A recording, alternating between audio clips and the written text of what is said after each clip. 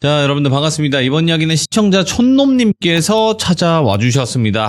네, 촌놈님의 오늘 또 정말 무서운 이야기를 한번 들어볼 건데 어떤 이야기일지 같이 한번 확인을 해보도록 할게요. 네, 여보세요? 촌놈님, 네, 안녕하세요. 반갑습니다. 네, 반갑습니다. 안녕하세요. 네, 아이고 바쁘신 와중에 또 자리해 아유. 주셨네요. 감사합니다. 네, 안녕하세요. 네, 자, 오늘 촌놈님께서 해주실 이야기가 어떤 이야기인지는 들어봐야 될 것 같아요. 그죠? 그렇죠. 네, 그러면 빠르게 시작을 해보도록 하겠습니다. 렛츠고! 길이십니다. 촌놈이에요.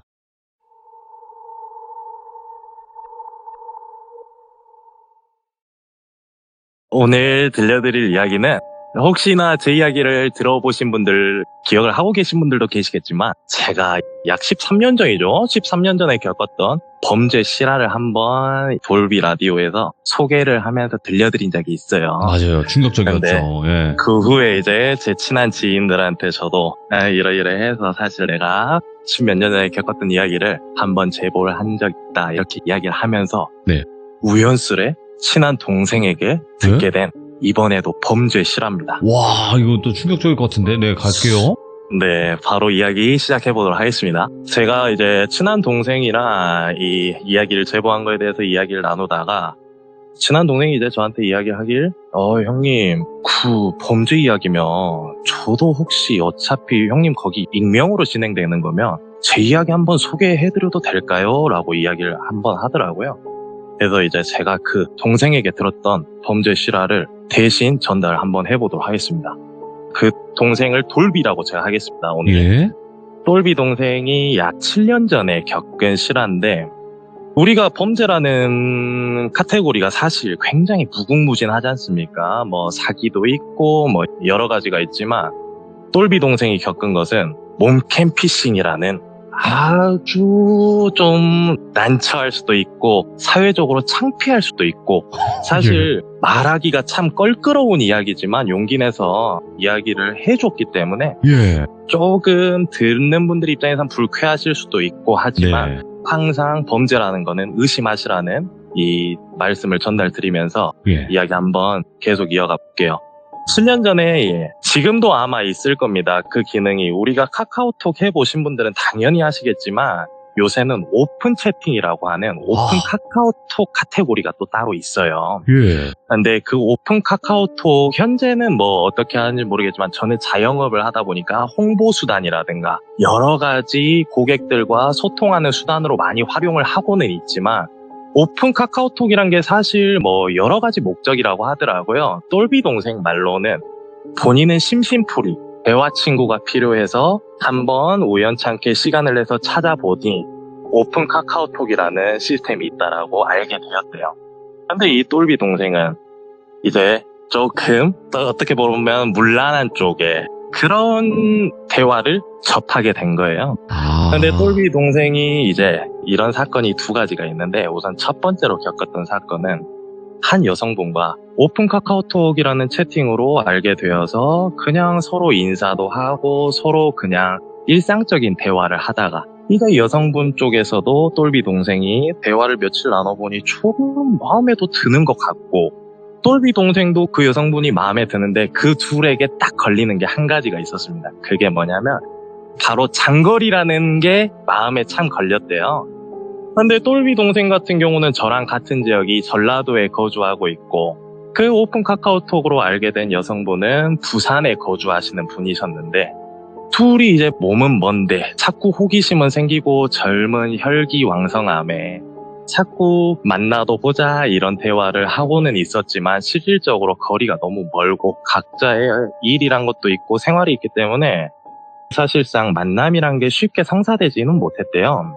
그래서 똘비 동생은 이제 이 어린 나이에 20대 중반의 나이에 너무 궁금하고 이 여성분과 대화는 너무 좀 형식적인 대화들만 이루어지고 하다 보니 이 대화가 조금 수위가 높아지는 대화를 조금씩 나누게 되었다고 합니다. 네.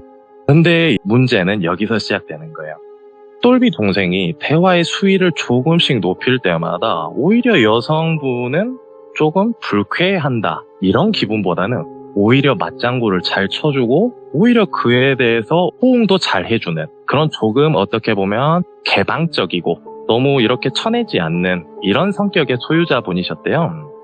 근데 똘비 동생 같은 경우는 그동안 이런 형식적인 대화도 하면서 이런 나름대로 수위가 있는 대화를 진행해 가는데도 여성분께서는 딱히 불쾌함이 없다라고 본인은 인지하고 판단해버렸다라고 하더라고요. 그렇게 했던 게 이제 사실상 범죄의 시작이란 거는 어떻게 보면 우발적인 것도 참 많다라고 생각을 하지 않습니까, 모두가. 근데 그런 것처럼 똘비 동생도 약간 넘지 말아야 돼. 선을 넘어버린 거예요. 근데 그거를 여성분 입장에서 선이 넘었는지 어쨌는지는 저는 이야기를 들었을 때는 사실 긴가민가 해요. 왜 그러냐면 여성분에게 조금 더 수위가 작고 높은 이런 대화를 해 갈 때도 여성분께서는 다 그래도 답변을 해주고 호응도 해주고 하다 보니까 이 똘비 동생이 이제 대화에서 멈추는 게 아닌 서로 사진을 주고받는 그 과정까지 발전을 해버린 거예요. 근데 이제 이미 이런저런 대화를 하면서 그런 대화들도 나누게 되고 이러한 대화들을 자꾸 나누게 되면서 서로의 이름도 공개를 했고 그 후 서로의 이름과 어디에서 뭘 하면서 사는지 직업은 무엇인지 이런 개인 정보들을 자연스레 누설을 해버린 거죠. 그 여성분에게. 근데 요새는 뭐 인스타그램이라든가 다양한 SNS가 많잖아요. 그 당시 똘비 동생은 주로 활용하는 SNS가 인스타그램이라는 그 SNS를 활용을 했는데 똘비 동생 말로는 하는 말이 지금도 검색하려면 참 편하게 검색할 수 있어요, 형. 그러니까 항상 전 그게 무서워서 SNS를 못 하겠어요 라고 하더라고요.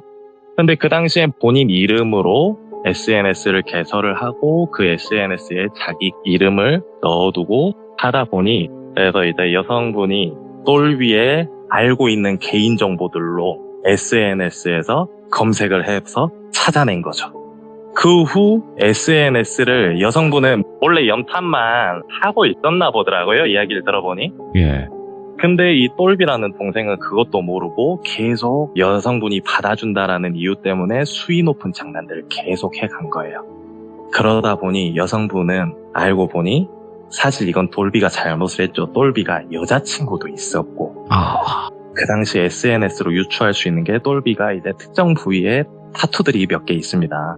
그걸로. 네, 근데 그거를 사진으로 유추를 하고 확실하게 검증을 한 후에 확신이 생기니 똘비에게 사실대로 말을 하더래요. 나 사실 너 이성적으로 생각해서 계속 연락 주고받았던 거 아니야? 나도 여자로 태어났고 여자는 사회적으로 현재 약자 아니야? 근데 나도 이 정도 보험은 들어야지 확실할 것 같아서 이렇게 말하더래요. 근데 똘비는 그 카카오톡 내용을 받자마자 온몸에 닭살이 돋으면서 내가 뭐에 지금 호되게 걸렸구나. 나 이거 어떻게 해야 되지? 고민을 하는데 우리가 카카오톡이란 거 한번 읽으면 숫자가 없어지잖아요. 읽음 표시가 생기다시피 이 숫자 1이 없어지자마자 여성분이 바로 답장에 너 생각 길게 하면 좋을 거 하나도 없다. 답장 바로바로 해. 내가 묻는 말에 바로 대답이 나와야지. 약간의 협박조로 바뀌었대요. 근데 이 똘비 동생은 항상 대화를 하면 잘 받아주는 여성분이었던 성격으로 알고 있었기 때문에 이렇게 너무 차갑게 이야기를 해버리고 협박식의 뉘앙스를 풍기면서 말을 하는 이 여성분이 무슨 이유 때문에 이러는가가 이제 궁금한 거죠. 그렇지만 속으로는 우선 겁이 나고 궁금함도 있겠지만은 겁이 더 많이 났다고 하더라고요. 근데 겁이 너무 나니 어떻게 해야 될지는 모르겠어서 사실대로 말을 했대요. 왜 그러는지 모르겠는데 우리 대화도 잘 하지 않았냐. 근데 어떤 이유 때문에 갑자기 내 SNS까지 이렇게 검색해보고 이러는 거냐 이랬더니 맨 처음에 그 여성분은 너 여자친구 있는데 나한테 그런 농담한 거 그게 정상적이냐 이런 식으로 되물었대요. 그래서 똘비 동생은 여자친구 있는 거를 솔직하게 말을 하면 너가 대화를 이어가지 않을 것 같아 숨겼다라고 사실대로 말을 한 거예요. 그랬더니 여성분은 너 사는 거주 지역과 내가 사는 거주 지역이 실질적으로 이렇게 먼데 우리가 정말 만날 수 있을 거라 생각했어? 너 지금 돈 얼마 있어? 그랬더니 똘비 동생이 그 당시에 아르바이트 생활을 하고 있었기 때문에 돈이 없었다라고 하더라고요. 그래서 솔직하게 돈이 이렇게 얼마 없다. 그랬더니 너 SNS에 시계 사진은 뭐야? 여자친구랑 어디 여행 갔던 사진들은 다 뭐야? 너 정말 돈 없어? 똘비가 그때부터 와. 나한테 몇 날 며칠을 상냥하게 대답을 해준 건 내가 수위가 높은 질문을 할 때까지 기다렸구나라는 촉을 받았대요. 미끼를 던지면 물고기가 물 때까지 던져놓는 것처럼 미끼를 던진 거죠, 여성분은. 기다리고 기다리다가 낚일 때까지 그 수위 높은 질문들을 계속 받아준 거예요. 그 후 똘비가 또 답장을 한 몇 분 동안 하지 않으니 그 여성분이 캡처했던 대화 내용을 수십 장을 다다다다닥 보냈답니다.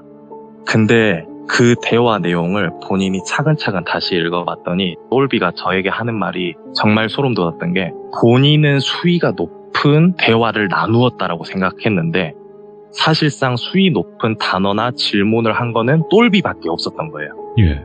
여성분은 전혀 그 질문에 대답을 한다기보다는 그냥 이런 맞장구 정도. 오. 그 정도로만 본인은 피해자가 충분히 될 수 있다라는 대화 내용으로 보이더래요. 본인이 읽어보니까. 예. 그래서 그 동생이 너무 그걸로 스트레스를 받고 SNS란 게 사실 그렇잖아요. 내 지인들과 함께 소통할 수도 있고 그런 공간이기 때문에 본인 지인들에게까지 연락을 하겠다. 이 캡처 내용을 뿌리면 될까? 너 여자친구 SNS도 널 통해서 다 찾았는데 너 여자친구한테 이거 보내도 될까? 이런 협박이 점점 수위가 강해지는 거죠. 그래서 협박의 수위가 점점 강해지다 보니 똘비도 몇 날 며칠을 고민을 하다 네. 본인 가장 친한 알바하는 친한 형에게 물어봤대요. 사실은 형님, 저 동생 이 똘비가 이 성욕을 참지 못하고 그런 실수를 했습니다. 형님 미치겠습니다 하면서 이런 하소연을 했대요. 소주 한 잔 마시면서. 그랬더니 그 형님이 똘비한테 이런 대답을 하더래요. 야, 남자가 살다 보면 혈기왕성한 나이에 그렇게 할 수도 있어. 근데 그걸 당하고 있으면 어떡하냐. 그 사람이 내가 봤을 땐 개인이 그냥 너를 갈취하려고 시기를 기다린 것 같으니 너도 역으로 그 사람 이름이랑 이런 것들 정보가 확실하다 느끼면 너도 반대로 찾아보면 안 되냐. 오히려 뭔가 명쾌한 것 같기도 하지만 현실적인 조언을 해줬대요. 친한 형이. 그래서 본인도 SNS에 찾아봤대요. 네. 그러면서 똘비 동생이 하는 말이 사진으로도 검색이 가능하다 하더라고요. 요새는 포털 사이트에 어떤 사진 배경이나 뭐 예를 들면 우리가 해운대를 놀러 가는데 어떤 랜드마크 같은 것들이 배경으로 있다면 사진 이미지 검색으로 충분히 찾을 수가 있답니다. 그래서 그날 술자리가 끝나자마자 똘비도 성격이 한꼬라지 하는 게 집에 가서 그 술 기운에 그 여자에게 받았던 사진 한 장으로 이미지 검색을 계속했대요. 몇 시간 동안. 그래서 알고 보니 그 여성분이 보내줬던 사진과 똑같은 사진이 포털 사이트에서 보이더래요. 그 여성분의 개인 SNS로 연동이 되어 있는 그런 사진이어서 SNS에 들어가서 보니 그 여성분의 사진들이 수두룩하게 있더래요. 오. 그래서 보니 똘비에게 갈취하려 했던 그 여성분도 사실은 몇 년 동안 교제한 남자친구가 있었던 거예요. 그래서 똘비 동생이 술도 마셨겠다. 너도 나 찾았지, 나도 너 찾았다. 이 마음에 바로 SNS로 메시지를 보냈답니다. 그랬더니 그 여성분이 화들짝 놀라면서 어떻게 찾았냐부터 이런저런 본인도 궁금했나봐요. 똘비 동생한테 이것저것 다 물어보더래요. 예. 똘비 동생이 너 남자친구 있는데 너도 막 나한테 보고 싶다 이랬던 거 나도 그러면 똑같이 캡처해서 보내도 되는지 협박에 본인도 협박으로 대응을 해버린 거죠. 똘비 동생이. 이제 그 여성분은 알고 보니 오픈 카카오톡이라는 곳에서 남성분들한테 몇십만 원씩 이렇게 갈취를 꽤나 많이 했다 하더라고요. 그 후에 이제 이 똘비라는 동생은 그 여성분과 서로 쉬쉬하자 약간 이런 식으로 하고 무마가 됐다고 합니다.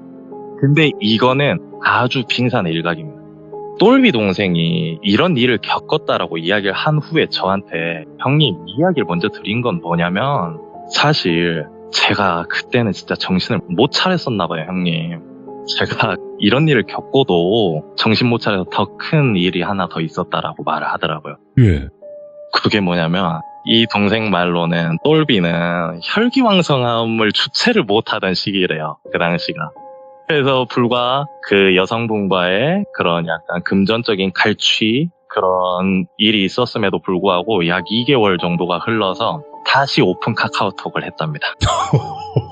참 대단해요. 쳐다도 안 볼 것 네. 같은데. 야, 네, 예. 다시 궁금했겠죠. 개가 예. 똥을 뜯는다고 사실 호기심도 있고 했나 봐요. 그래서 이 똘비가 다시 오픈 카카오톡 세팅을 시작을 하는데 네. 거기서 굉장히 이쁘고 날씬한 여성분의 사진을 보고 대화를 시작하게 됐대요. 예. 근데 그 여성분이 첫 대화부터 조금 찜찜함은 있었다 하더라고요, 똘비가. 그게 뭐냐면 한국인 같지가 않았다 이거예요. 우리가 사실 이렇게 음성을 듣는 대화를 하거나 이렇지 않다면 사실 우리가 이 폰트로 작성해내는 문자 메시지라든가 이런 것들은 사실 맞춤법이 맞다던가 이렇다면은 의심할 이유는 저는 별로 없다라고 생각을 해요. 근데 똘비 말로는 맞춤법도 굉장히 많이 틀리고 우리가 소리내어 읽는 그 발음 그대로 대화를 이어간다라고 하더라고요. 그래서 본인은 이게 우리나라 사람이 아니구나. 그렇지만 사진을 볼 때마다 너무 본인의 이상형에 가까웠기 때문에 그거는 중요하지 않았다 하더라고요. 그래서 그 여성분과 대화를 하면서 처음 약 일주일가량은 그냥 서로 무얼 하냐, 밥은 먹었냐 이런 정말 형식적인 대화만 주고받고 했다고 합니다. 근데 오히려 이번에는 전에 있었던 일과 반대로 여성분 쪽에서 조금 훨씬 더 적극적이더래요. 어느샌가부터 오빠 하면서 오빠 사는 지역 한번 놀러 갈까? 오빠 나랑 드라이브 할 수 있어? 오빠 근데 나 드라이브 하러 놀러 가면 나 당일치기로 놀러 갈 수는 없으니 내 가이드도 해줄 겸 같이 이렇게 몇 박 며칠 지내줄 수 있어? 이런 식의 굉장히 좀 적극적이죠 사실. 근데 사실 뻔하다라고 생각할 수 있는데 똘비 입장에서는 적극적이면 굳이 안 받아줄 이유는 없다라고 생각을 했다는 거예요. 예. 근데 이제 남들이 생각할 때는 이미 한번 그런 일을 된통 당해놓고도 이렇게 생각할 수 있잖아요. 그래서 제가 똘비한테 넌 근데 그렇게 당하고도 여성분이 그렇게 먼저 적극적으로 한다니 의심부터 들진 않았어? 라고 물어봤더니 형님 근데 사람이 본성을 누가 이깁니까? 본능을 누가 이겨요? 저에게 그 말을 듣자마자 저는 똘비 이 말만 그냥 듣고 경청이나 해야겠다. 예. 여성분이 계속 매일같이 특히 저녁이 된 시간부터는 굉장히 음담패설이 능수능란한 사람처럼 그런 대화를 자꾸 이어가더래요. 예. 그러면서 이번에는 여성분 쪽에서 먼저 요구를 하는 거예요. 예를 들면 똘비가 샤워를 하고 나왔다라고 하면 샤워하고 나왔어. 근데 왜 나한테 사진 안 보내? 뭐야? 이렇게 굉장히 정말 오픈마인드여도 굉장한 오픈마인드식의 대답들을 내놓더래요. 예. 그래서 똘비가 정신이 팔릴 만큼 여성분이 너무 이렇게 유혹을 하다시피 매혹적이게 접근을 하기 때문에 똘비가 결국은 그 다음 수위가 굉장히 높은 대화들로 이어갔답니다. 그러면서 수위가 높은 대화를 나누면서 서로의 이런 신체 부위 사진들도 나누게 되고 그 후 영상통화를 하자면서 이제 똘비가 그 당시 본인의 이런 신체 부위를 노출한 그런 영상통화도 짧게라도 나누었다고 말하더라고요. 근데 시작은 여기부터예요. 그러고 나서 그렇게 일주일가량을 똘비는 정말 좀 달아오르는 후끈후끈한 대화들을 이어왔는데 어느 날 갑자기 다음날 아침부터 약 3일간 연락이 아예 안 되더래요. 예. 근데 3일간 연락이 안 되는데 그 여성분의 카카오톡 프로필 사진은 몇 시간 단위로 주기적으로 바뀌더래요. 그러니까 카카오톡은 활동을 하고 있는 것인데 본인의 질문에만 일부러 피하고 있다라는 느낌을 강하게 받았대요. 근데 이 똘비가 너무 답답하고 본인과 몇 날 며칠 이렇게 대화하고 본인 달아오르게끔 다 해놓고 이렇게 한다는 거 뭐지 싶어서 먼저 연락을 했다고 하더라고요.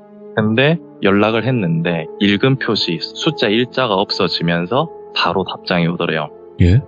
말투가 180도 바뀐 정말 완벽하게 한국말을 구사할 수 있는 맞춤법을 갖춘 말투로 너 땡땡땡, 너 이똘비, 너 각오하고 있어. 이 답장이 바로 오더래요. 근데 똘비가 문득 드는 생각이 나 이전에 이런 일이 있어서 그와 비슷한 감정이 다시 샘솟더래요.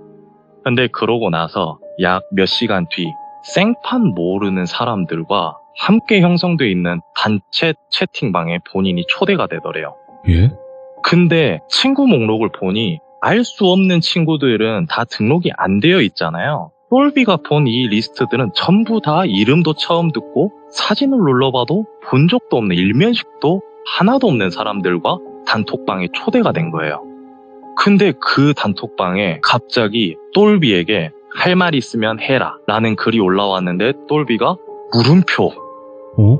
물음표 같은 심정이었대요. 그래서 물음표 하나 딱 보냈답니다.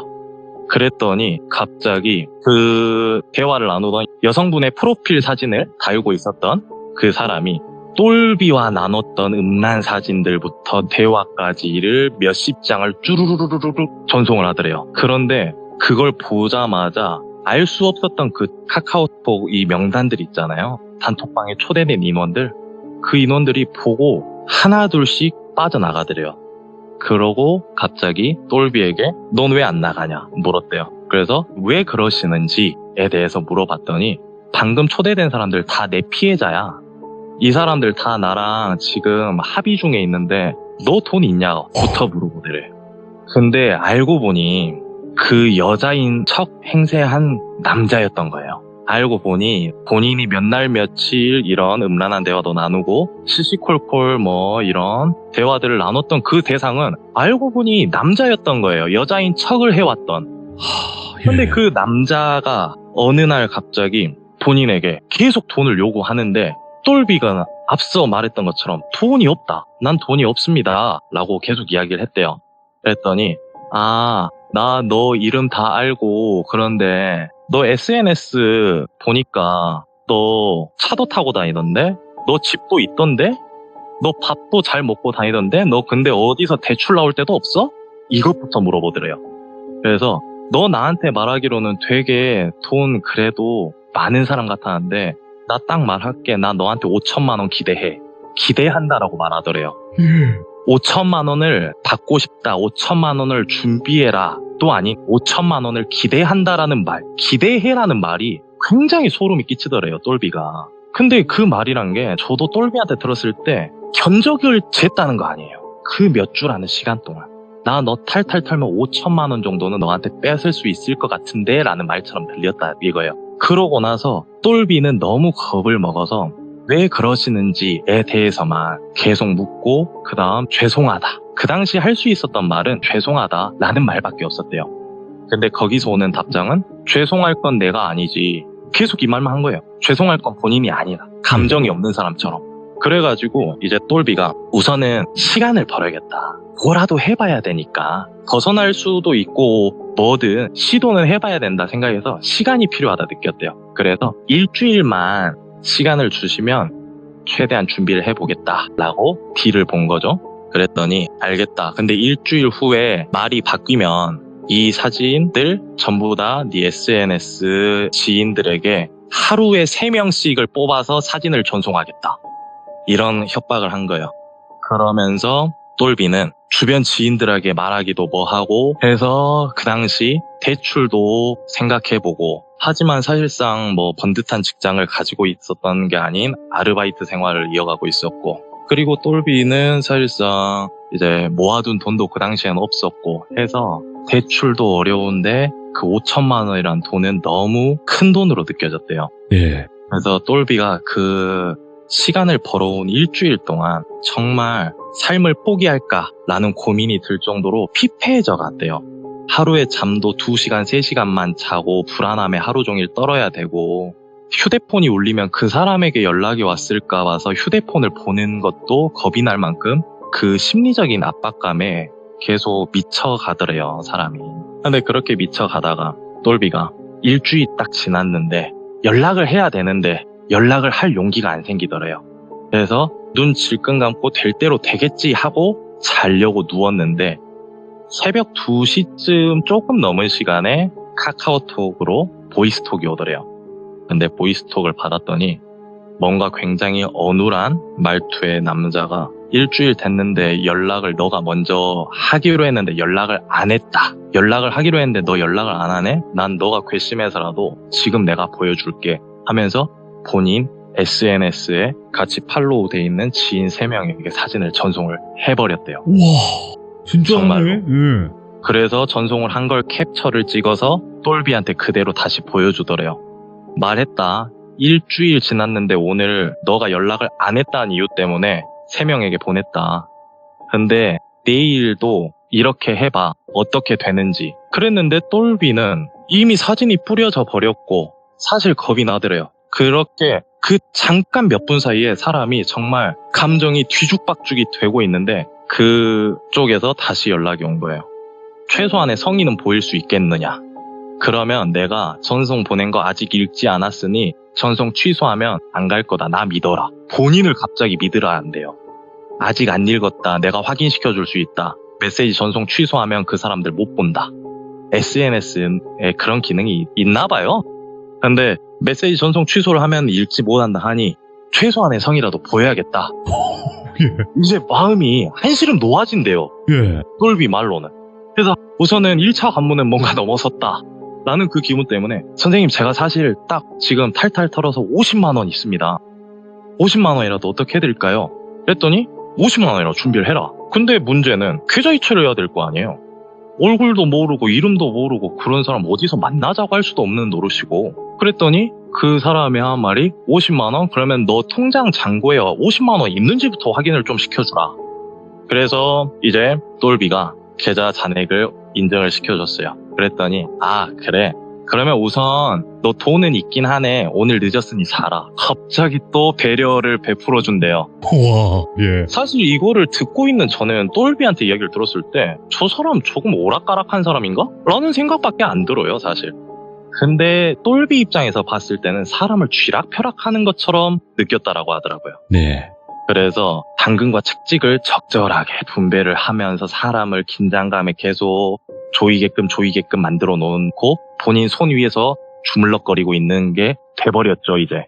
근데 그 다음날 똘비가 이번에는 내가 먼저 연락을 해야지 그래도 어느 정도 좀 용서받을 수 있지 않을까, 구제를 받을 수 있지 않을까 싶어서 먼저 연락을 했답니다. 선생님 제가 이래서 어제 보여드렸던 그 금액이라도 성의를 한번 보일까요? 라고 했더니 거기서 하는 말이 카카오톡으로 어디 사업장 누구누구입니다. 현재 팀장님께서 자리를 비우셔서 제가 대신 일을 처리해 드릴게요 하면서 저의 성별은 여성입니다 라면서 다른 관리자라고 말을 하더래요. 오, 조직이야. 똑같은 뭐야. 카카오톡 그 사용자인데 본인이 대화를 나눴던 거는 또 남성분이라고 했잖아요. 근데 갑자기 여성 관리자가 담당자라면서 팀장님이 자리를 비웠으니 그렇대요. 그래서 똘비가 그때 느꼈던 거는 아 이게 조직적으로 움직이는 소위 말하는 조직 피싱범들인가? 라고 생각을 했대요. 근데 그렇게 생각을 해서 아 이게 내가 구제를 받고 싶어서 머리를 쓴다고 빠져나갈 수 있는 게 아니구나.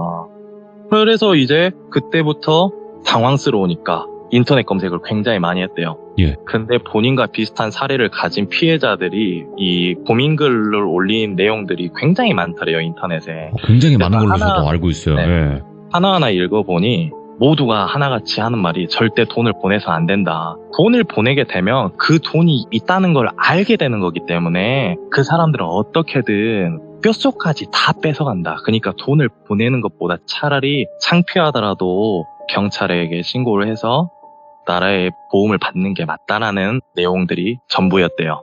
그래서 본인도 이제 어느 정도 자포자기를 했는데 사실상 본인의 많은 지인들에게 이게 유포가 돼버리면 본인은 사실 너무 힘들 것 같더래요. 창피한 것도 창피한 거지만 그동안 본인이 이렇게 웃으면서 대화를 나누고 함께 해왔던 사람들에게 보여지지 못했던 모습이라는 게 그 보여지지 않았던 모습을 들통나는 게 참 어렵더래요. 마음의 준비가 쉽사리 안 되더랍니다. 그게. 예. 그래서 똘비가 어떻게든 나눠서라도 하겠는데 사실은 제가 맨 처음에 카카오톡을 하고 대화를 나눌 때 돈이 있어 보였던 건 상대방이 여성이라고 생각했고 저는 제 이상형에 가까운 그런 모습의 여성분이라고 생각을 해서 좀 없는 허영심을 보였다. 쉽게 말하면 허세를 부렸다라고 긴 장문을 메시지를 보냈대요. 그랬더니 거기서 읽고 몇 시간이 지나서 답장이 와서 그러니까 너는 5천만 원이라는 돈이 전혀 구할 수 없는 돈이냐를 묻더래요. 그래서 이제 똘비가 솔직하게 말을 했답니다. 그랬더니 그쪽에서 갑자기 제안을 하더래요. 그러면 내가 시키는 대로 할 수 있는지. 그래서 똘비는 뭐 어떻게든 구제받거나 용서받거나 이 사건을 해결하려면 뭐든지 하겠다라고 했더니 이 일을 시키겠다는 건 아니다. 너 똘비야 이 휴대폰에 어떤 어플을 깔아라. 금융 어플인데 그 공동 우리 모든 계좌를 다 연결해서 잔액을 볼 수 있는 어플리케이션이 있습니다. 현재도 그런 게 있어요? 예. 네, 이제 저도 카드를 여러 가지를 쓰고 하면은 하나하나 들어가서 찾아보기 어려울 때는 그 어플리케이션으로 잔액들이나 이런 거를 한 번에 다 찾아볼 수가 있어요. 어떻게 보면 공동 금융 앱이라고 하죠. 그런 어플리케이션이 그 당시에도 있었나 봐요. 근데 이제 똘비한테 그 어플을 추천하면서 이걸 깔아라. 깔았습니다. 그러면 인증을 해라. 그러고 똘비는 인증했습니다. 하니 그러면 거기에 맨 어디에 들어가서 어떤 이 화면에 보이는 그거를 캡처를 해서 본인에게 보내라. 근데 그 캡처한 화면이 아까 제가 말했던 전 계좌 잔액 이거였던 거예요. 근데 정말로 똘비 그 당시에 잔액은 몇십만 원이 없었대요. 그래서 선생님 제가 이래서 몇십만 원밖에 진짜 없습니다. 속이려고 하는 게 아닙니다. 이럴 식으로 얘기했대요. 그랬더니 너 그럼 내가 너 진짜 허세 부린 거라고 믿어야 되는 거냐? 라는 식의 질문을 받았대요. 그래서 정말 여성분 앞에서 있어 보이고 싶고 조금 허세 부리고 싶은 마음에 없는데 있는 척 허영심을 좀 부렸다라고 솔직히 말을 했대요. 그랬더니 그쪽에서 우선은 내가 그러면 너를 담당하는 부서는 우리 부서기 때문에 내가 우리 관리자들끼리 이야기를 해보겠다. 굉장히 조직적인 것처럼 말을 하더래요. 계속. 그러고 나서 한 하루 만에 남자 담당자랑도 대화를 나누고 여자 담당자와도 대화를 나누고 그 다음 그 위에 팀장이란 사람과도 대화를 나누고 하는데 그 남자 관리자란 분은 똘비씨 제가 진짜 사실은 똘비씨 처음부터 대화 나눈 카카오톡들을 쭉 읽어봤는데 똘비씨 나쁜 사람 아닌 것 같아서 제가 똘비씨 도와주고 싶어요. 그러니까 이거는 제가 팀장님 몰래 보내는 메시지입니다. 제가 이거 메시지 보내고 읽음 표시 뜨면 바로 메시지 지울 수도 있습니다. 이런 식으로 본인 편을 들어주는 남자 담당자가 있더래요. 그래서 남자 담당자는 항상 오후 약 2시부터 6시까지만 대화가 가능했대요. 그래서 그 남자 담당자 맨날 출근하기만 기다렸다 하더라고요, 본인은. 이 똘비가, 남자 담당자가 이제 몇 날 며칠 동안 본인을 조금 위로해주고 본인을 걱정해주듯 똘비씨 빠져나갈 수 있어요. 똘비씨 이거 우리가 최대한 제가 이거 자료 삭제해서라도 이렇게 하겠다. 그런데 똘비가 갑자기 드는 게 근데 제 자료라뇨? 이랬더니 카카오톡 동영상을 하나 보내더래요.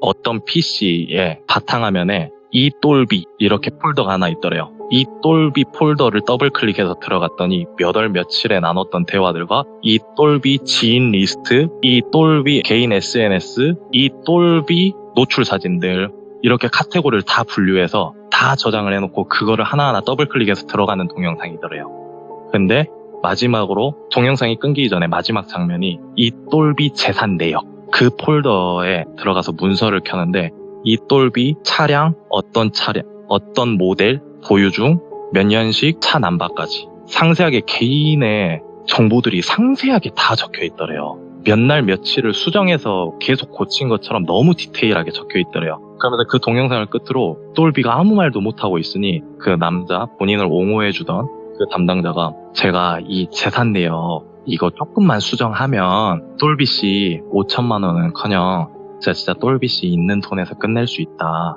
똘비씨 나는 믿어라. 나는 꼭 믿어주라. 그래서 똘비는 이제 믿을 구석이 그 얼굴도 모르고 이름도 모르는 그 남자 담당자를 믿게 된 거예요. 그래서 이제 똘비는 제발 좀 해주실 수 있나 이랬더니 갑자기 그 대화를 하고 있는데 남자 담당자가 이제 저 대화 못합니다. 내일 다시 제가 먼저 연락드릴게요 하고 연락을 끊더래요. 그러고 다시 또 여자 담당자가 바로 연락이 오더래요. 똘비씨 이거 진짜 돈 해주셔야지만 이거 벗어날 수 있다고, 안 그러면은 계속 지인들한테 유포한데, 똘비씨가 그래도 다른 분들은 잠수 타는 분들이 정말 많아요, 똘비씨. 근데 똘비씨는 매일같이 이렇게 우리가 뭐 물어보면 이렇게 대답도 하고 답장도 하시니까 돈만 내면은 똘비씨는 진짜 그냥 바로 해결해드리겠다고 계속 그렇게 하더래요. 근데 똘비가 그 여성 담당자한테 혹시 잠수 탄 분들은 다 어떻게 됐냐 이랬더니, 아 그래 잠시만 기다려보세요 이러더니 또 이름 모를 사람들이 모여있는 단톡방에 초대를 하더래요. 그래갖고 그 사람들의 나체 사진부터 다 보내버린 거예요, 단톡방에. 다른 피해자들의 사진이죠. 똘비는 이게 잠수를 타도 끝나지 않는 악의 굴레구나 생각이 돼서 이거 해결해야 된다 싶어서 그냥 알겠다 하고 어떻게든 처리를 하겠다 했는데, 이 다음날 이제 남자 담당자가 다시 먼저 연락이 오더래요. 똘비씨 저 다시 한 번만 금융 어플 저 보여줄 수 있어요? 이랬대요. 그랬더니 똘비가 네 잠시만요 하고 보냈는데, 그 사이에 이제 뭐 알바비도 받고 해서 조금 더 불어나서 똘비가 그 당시에 딱 80만 원 정도가 있었다 하더라고요. 그래서 이제 그 남자 담당자가 똘비씨 진짜 뭐 근데 제가 이 재산 내역 이거는 바꿔 놓을 수가 있는데 우리 팀장님이 보시고 했을 때 눈치를 안 채실지 모르겠다. 저는 제가 만약에 이걸 고쳤다라고 들키게 되면 저 진짜 어떻게 될지 모른다. 제가 큰일 날 수 있어요, 똘비씨. 그런데 똘비는 똘비도 나름대로 이 사람이 그래도 본인에게는 동아줄 같은 사람이고 하니까 걱정이 되더래요. 그래서 똘비가 그러면 제가 팀장님과 직접 다시 대화를 해보면 안 되겠냐 이랬더니, 그 남자 담당자가 똘비씨 아직 팀장님한테 바로 하실 필요 없이 제가 최대한 똘비씨 사정 좋게 말해 볼게요 이런 식으로 굉장히 냉정하게 대처를 잘 해주더래요. 근데 그러고 나서 이제 남자 담당자가 똘비씨 근데 솔직하게 있는 대로 말해봐요. 그 카카오톡 내용 보면 뭐 차도 다 작아고 뭐 이렇다는데 정말 그 5천만 원이 정말 없어서 그래요? 이렇게 물어보더래요. 그랬더니 똘비가 차량은 사실 제가 뭐 이러이러한 사정으로 장기 렌트를 해서 타고 있고 그다음 뭐 이런 개인의 사정들을 다 말했대요. 그러다 보니 본인의 현재 금전적인 상태부터 처해져 있는 환경, 그 당시 이제 똘비가 조금 금전적으로 또 많이 힘들었던 시기라고는 하더라고요. 그래서 이제 그런 이야기까지 얼굴도 모르고 이름도 모르는 그 사람에게 말을 계속 하게 되더래요. 그러고 나서 약 3일 정도가 또 그쪽에서 일방적으로 안 오더래요, 연락이. 그러고 나서 그 팀장이란 사람이 다시 연락이 와서 너 돈 준비됐냐? 했더니 똘비가 저 진짜 때려 죽어도 80만 원밖에 진짜 없습니다. 저 진짜 어떻게 돈이 없습니다. 이랬대요. 그랬더니 갑자기 똘비한테 너 그러면 80만 원이라도 확실하게 할 수 있냐? 제 전재산 80만 원인데 제가 탈탈 털어서 그거 어떻게든 하겠다. 그랬더니 그럼 너 80만 원 어디로 바로 준비해서 가져올 수 있냐? 물어봤대요. 그랬더니 똘비가 알겠습니다. 저 80만 원 어떻게 어디로 뭐 보내드려야 될까요? 그러니까 너 80만 원 현금으로 부어서 우선은 손에 쥐고 사진을 찍어서 보내라 했대요. 똘비가 바로 은행으로 뛰어갔답니다. 바로 은행으로 뛰어가서 본인 통장에 있는 돈을 전부 뽑았는데 정말 그게 택시비 빼면은 딱 80만 원 정도 할 수 있을 81, 2만 원 정도가 있었다 하더라고요. 그걸 다 인출을 했대요. 인출을 해서 사진을 찍어서 보낸 후 제가 이렇게 전부 82만 원 정도 있습니다 라고 솔직하게 말을 했대요.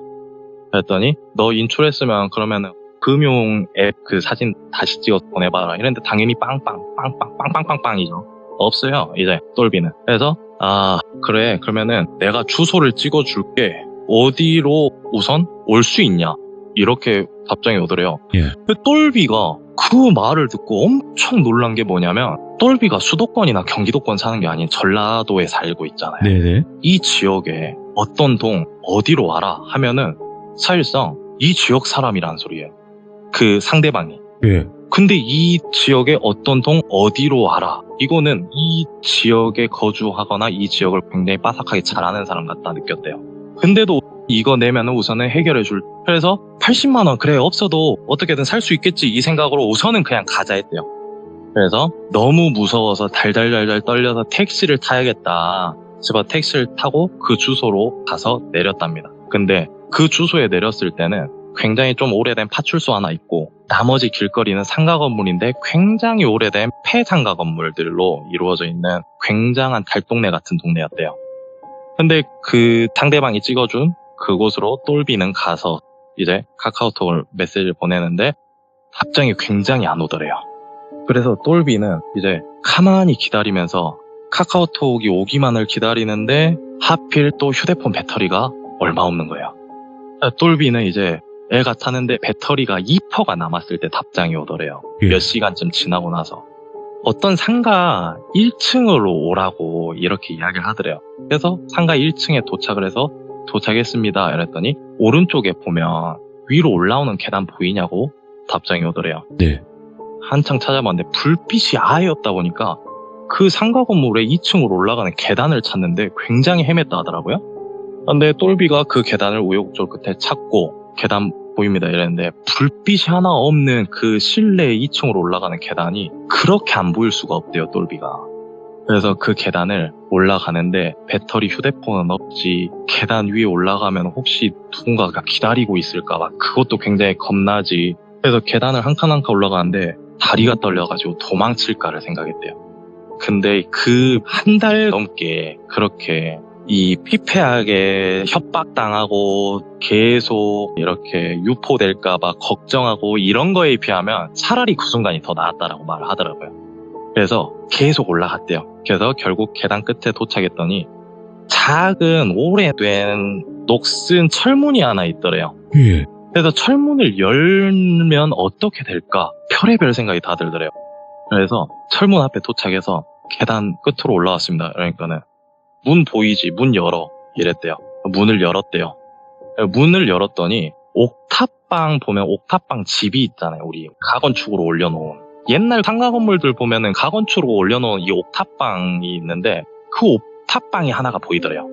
불은 다 꺼져 있고 불빛도 하나도 안 나오는 그 페인트가 다 벗겨진 그 옥탑방이 딱 하나 있는데 저기에 뭔가 누군가가 있을 것 같은 생각이 자꾸 들더래요. 근데 철문을 열었을 때 옥탑방이 바로 보이는데 불빛이 하나 없는데 그거 아세요? 옥탑방 문 열고 들어가려면 우리 철제문 슬라이딩 도어로 철제문 옛날 집들은 다 그렇게 돼 있는 집들 있잖아요. 그 철제 슬라이딩 도어로 되어 있었더래요. 근데 멀리서 봐도 굉장히 큰 자물쇠가 철제문 가운데 딱 잠겨 있더래요. 근데 그 철제문 이 통유리 뒤에서 방 불은 다 꺼놨는데 TV만 켜놨을 때 퍼지는 이 빛이 보이더래요. 분명히 여기 사람 사는 것 같은데? 이 느낌이 딱 들더래요. 근데 본인은 이 계단을 올라오면서 절대 사람이 살 수 없는 집이라고 생각을 한 그렇게 된 엄청 오래된 폐건물인데 그래서 우선은 문을 열고 얼음이 돼 있는데 답장이 오더래요. 문 열었어? 그러면 바로 문 나오자마자 문 지방 밑에 화단이 있으니까 거기 있다가 돈 봉투 놔두고 바로 가 이랬대요. 갔대요. 내려오자마자 휴대폰이 꺼져가지고 뒤도 안 돌아보고 계속 뛰었대요. 근데 허름한 파출소가 하나 있었기 때문에 허름한 파출소가 보이니까 이제 여기서 벗어났나? 근데 벗어났는지 모르는 거잖아요. 휴대폰도 꺼져 있고. 그래서 당장 택시를 타고 다시 집에 와서 휴대폰부터 켰답니다. 근데 그 후로 어떠한 답장도 어떠한 연락도 없이 그냥 그대로 돈 봉투만 올려두고 끝났대요. 그러고 뭐야 이렇게 싱거운 거였어? 나름대로 똘비는 속이 시원했대요. 나 한 달 고생했는데 5천만 원 내거나 내 사진 유포될 뻔한 거 80만 원으로 메꿨네? 와, 나 대단하다. 혼자서 자축을 했대요, 그렇게. 얘도 애가 제정신 아닌 것 같아요. 근데 그렇게 해서 혼자서 막 이제 홀가분하다 해서 이제 뭐 통장 잔고도 없고 하니까 집에 있는 1,000원짜리랑 몇백 원짜리 모아서 소주 몇 병 사서 집에서 혼자서 마실 만큼 그렇게 속이 후련하대요. 그렇게 해서 속이 후련했는데 2달 정도 지났을까? 모르는 번호로 카카오톡 영상통화가 오더래요. 저장이 안 돼 있는 알 수 없는 친구가. 똘비가 2달이 지나서 또 좀 잠잠해지니까 뭔가 싶죠. 그래서 그 전화가 오는데 사람들이랑 모임 자리에 있었대요, 똘비가. 엄청 심장이 벌렁벌렁 거리더래요. 이걸 받아야 되나? 받아야 되나? 근데 영상통화를 일부러 안 받았대요. 그랬더니 3번이고 4번이고 계속 오더래요, 영상통화가. 그래서 똘비가 이거 받아야 되나 하다가 안 받으면 또 예전처럼 왜 연락 안 해? 이랬던 생각들이 문득 떠올라서 영상통화를 받았대요. 근데 좀 머리가 벗겨지신 약간 40대 한 후반에 굉장히 몰골이 날렵하신 남성분이 앉아서 영상통화를 하더래요. 예. 그래서 이똘비 씨 맞으세요? 이랬는데 그 말 자체도 굉장히 무섭더래요. 그래서 네, 제 이똘비 맞는데 누구세요? 이랬더니 저 부산 사이버 경찰청이다. 그래서 내가 혹시 또 뭔가 잘못했나? 이랬더니 이똘비 씨 맞으시죠? 그래갖고 네, 맞습니다. 이랬더니 혹시 신분증 갖고 있냐 물어보더래요. 예? 그래갖고 똘비가 네, 신분증 갖고 있는데 왜 그러시죠? 이랬더니 신분증 한번 보여달라 했대요. 근데 이제 똘비는 그런 것들을 믿을 수 없는 트라우마가 생겨버린 거예요. 그 단기간에. 그렇지. 그래서 이제 똘비가 제가 사실 무서워서 그런데 솔직하게 말했대요. 대낮이었는데도 무서워서 그런데 경찰이란 거 한번 확인시켜 주실 수 있어요? 이렇게 물었대요. 그랬더니 그 경찰관님이 씩 웃으면서 뒤에 옷장에서 본인의 제복을 꺼내가지고 이름이랑 싹 다 보여주더래요. 그리고 본인 명패까지도 다 보여주고 저 진짜 경찰이니까 저 안심하시라고. 근데 똘비 씨 거주하시는 데가 전라도니까 저는 부산 사이버 하지 않냐. 근데 제가 부산 지역 번호로 전화를 몇 번을 드렸는데도 전화를 안 받으셔서 이렇게까지 한 거다라고 자초지종을 이제 설명을 해주더래요. 예. 그래서 이제 똘비는 조금 그래도 내가 생각했던 그런 일은 아니구나라고 생각을 해서 좀 안심이 되더래요. 그래서 이제 모임이 있으니 제가 밖에 나가서 다시 전화를 하겠습니다라고 하고 거기로 다시 이제 정식적으로 전화를 했대요. 그래서 서해 전화를 하니 정말 그분과 통화 연결이 되어서 그분과 통화를 하는데 이제 거기서 하는 말이 이 똘비 씨 최근 몇 개월 전에 이런 일이 있었죠? 라고 묻더라고요. 그래서 네, 있었습니다. 그러니까 알겠습니다. 그래서 뭐야 이게 끝인가 싶어서 왜 이렇게 심각주해서 더 물어봤대요. 그랬더니 아니 똘비 씨는 피해 금액이 작아서 혹시 맞는지 나중에 참고인 정도로 해야 되는데 우리가 우선은 피해자 수를 정확히 파악을 하는 데 있어서 똘비 씨가 금액이 제일 적다. 근데 여기 보니까 피해 금액이 몇 천만 원인 사람들도 있고 몇 억인 사람들도 있었대요. 그래가지고 이 사람들 다 본인이 조사를 받아야 되는데 진술서를 받아야 되는데 똘비는 피해 금액이 그중에서 제일 적어서 피해자 수 확보하는데 거기에 명단만 넣으려고 확인차 연락을 했다 하더라고요. 똘비한테는. 진짜 경찰인 거예요 그러면? 네, 진짜 경찰이었던 거예요. 반전이 없었던 거예요 여기서는. 그래서 이제 진짜 경찰인데 피해자 수나 이런 걸 너무 명확하게 말해버리니까 똘비는 이제 나름대로 안심이 됐대요.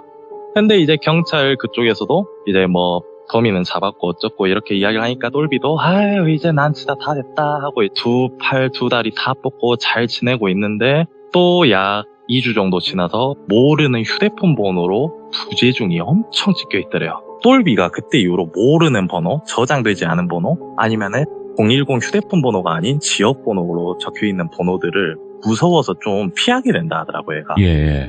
근데 지금은 안 그렇다라고 하던데 뭐 그 당시에는 좀 그랬대요. 그래서 똘비가 모르는 번호로 부재중이 같은 번호로 계속 찍혀있으니까 또 덜컥 혹시나 하는 마음에 네. 전화를 안 받았는데 이제 장문으로 문자가 오더래요. 읽어보니 그 몸캠 피싱 요 갈취범의 친누나라고 문자가 왔더래요. 뭐야 이건 그래서 참 아이러니하죠.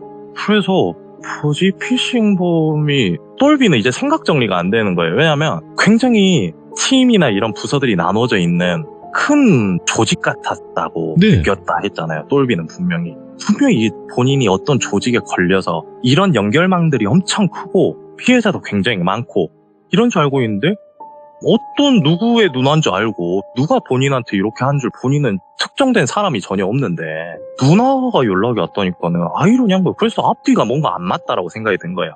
그래서 이거 무슨 소리까 해서 우선 전화를 했대요.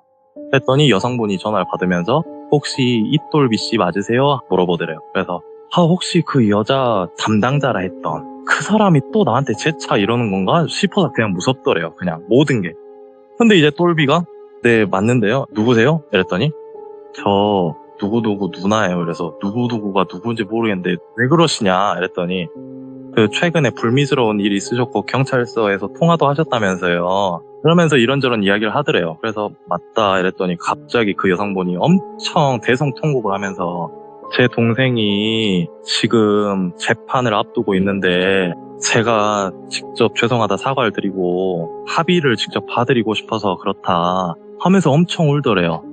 그래서 뭔가 싶어서 왜 울지? 울고 싶은 사람은 난데 왜 네가 오나 싶어서 이제 왜 우냐 물어봤대요. 그랬더니 사실은 제가 결혼을 앞두고 있는데 이제 결혼을 3주 앞두고 있더래요. 그 여성분이. 예. 근데 하나뿐인 동생이 있는데 그 동생이 감옥에 가게 생겼다 이래서 아니 그러니까 동생이 뭘 했는데 자기한테 자꾸 합의를 봐달라 이렇게 이야기를 하냐 이랬더니 하는 말이 무슨 말씀이시냐고 제 동생한테 그렇게 당하신 거 아니냐고 그래서 아니 저는 어떤 그 조직이었잖아요. 그러니까는 아 저 생각해 못 들으셨구나. 그 제 동생 혼자서 한 거예요. 이때 소름이 쫙 돋더래요. 여자 목소리 혼자- 어떻게 내고? 맨 처음에 여자인 줄 알고 대화를 시작했잖아요. 예. 근데 원래 알고 보니 남자였는데 그 남자 혼자서 팀장, 남자 담당자, 여자 담당자 1인 3역을 한 거예요. 얘 하나한테 돈을 갈취하려고. 예. 1인 3역을 시간대를 정해놓고 본인이 설정해놓은 말투와 본인이 설정해놓은 이 전략들이 다 있었던 거예요. 그러니까 이 범죄라는 거를 머리 쓰니까는 얘 혼자서 1인 3역까지 해버려. 그러니까 본인은 생각지도 못한 걸 그걸 듣고 난 한 명한테 그러면은 여자 담당자한테는 이랬고 남자 담당자한테 이랬고 팀장한테 이랬고 그 시간마다 계속 벌벌벌 떨어왔던 본인이 정말 어이가 없어지는 거예요. 그래서 이제 그 미친 누나한테 자초지종을 다 듣게 된 거죠.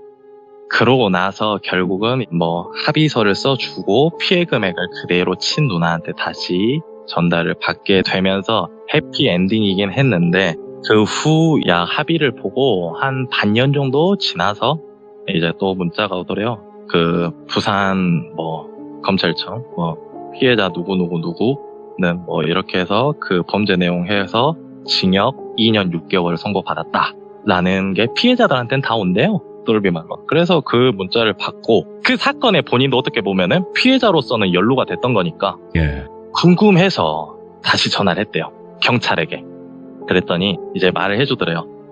근데 이 똘비 씨 근데 어디 사시죠? 이랬대요. 그래서 네 저 여기 살고 있습니다. 그래서 이 똘비 씨는 뭐 그런 거 없었냐고. 그래서 뭘 말씀하시나 싶어서 물어봤더니 그 사기범이 같은 지역 어디 어떤 건물로 오라 했을 때 옥탑방 보였죠? 이러더래요. 본인 그 옥탑방 바로 철문 열자마자 봤잖아요. 그 범인 그 옥탑방 안에서 이 똘비 씨 보고 있었어. 완전 소름 돋더래요. 똘비가. 예. 아니 그러면은 왜 철문에 자물쇠가 잠겨있냐고. 이것부터 의문인 거예요.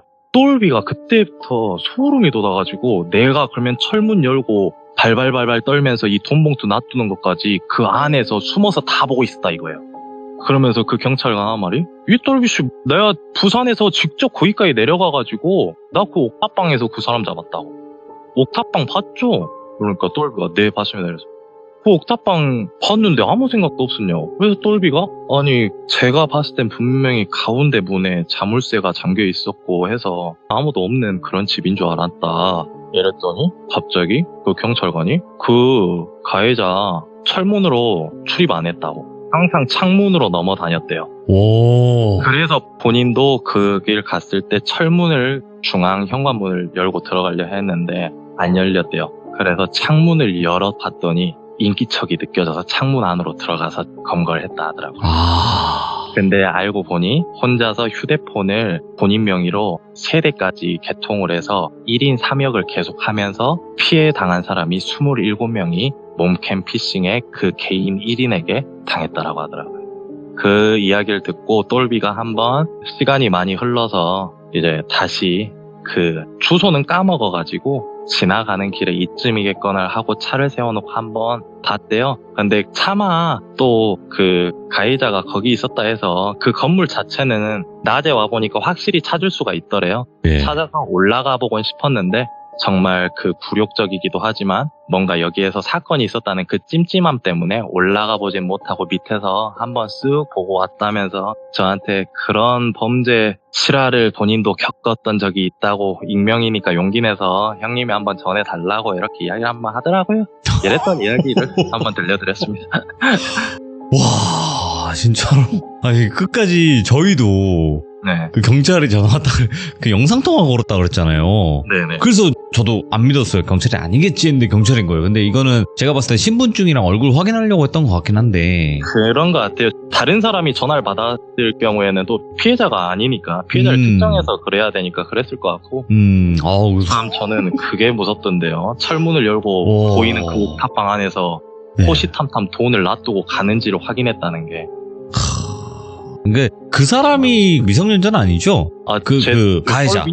가해자가 이제 막 성인이 됐던 21살 정도나 됐던 그런 친구라고 똘비는 들었다 하더라고요. 그래서 저도 그 이야기 듣고, 야, 너는 한참 어린 동생한테 이겨먹지도 못하냐 하면서 제가 술 한잔 하면서 놀렸던 이야기였는데, 야, 굉장히 근데 어렸고 누나가 결혼을 앞둔 나이 차가 많이 난 남매라고 하더라고요. 그때 이 이야기를 들으면서 확실히 좀 좁다고 느껴진 거는 시청자분들 중에서도 자기 지인도 그 중에 한 명이었다라고 얘기하시는 분들이 있네요. 네. 와, 아마 이런 댓글 이야기 달릴 거예요. 맞아요? 저도 그 중에 27명 중 한 명입니다. 이렇게 또 달릴 수도 있고 아니면 내 친구다라고 표현하면서 그렇게 할 수도 있는 거고. 그렇죠. 근데 진짜 그래요. 애초에 이런 걸 안 하면 이런 일이 없죠. 예. 그렇죠. 하지만 그래서 진짜 또 조심해야 될 것 같아요. 그죠? 네, 그래서 끝으로 저도 한번 범죄 실화를 말씀을 드렸고 이번에 또 제 친한 동생 중 한 명이 또 이런 범죄 네. 실화를 또 이야기해 줬는데 항상 뭔가 사람이란 게 범죄에 늘 노출될 수밖에 없다라고 생각을 해요. 맞죠? 모든 걸 다 네네. 의심을 조금 해보는 습관도 좋을 것 같습니다. 알겠습니다. 우리 촌놈님 너무너무 전달 잘 해주셔서 감사드립니다. 고맙습니다. 네, 감사합니다. 네. 자, 이거 실제 있었던 사건이고 피해자분들이 거의 한 27명까지 있었던 그런 사건이었는데 우리 시청자분들의 생각이 정말 다 한 분 한 분마다 달랐었어요. 어떤 분들은 그 잘못했기 때문에 그렇게 당한 거다라고 하는 사람도 있고 그래도 범죄의 피해자인 건 맞다라고 하는 의견들도 있었어요. 그래서 여러분들의 의견을 댓글로 꼭 남겨주시길 바라겠습니다. 그리고 혹여나 피해자였던 분들이 계시다면 내 친구가 피해자였습니다 라고 꼭 써주시길 바라겠습니다. 감사합니다.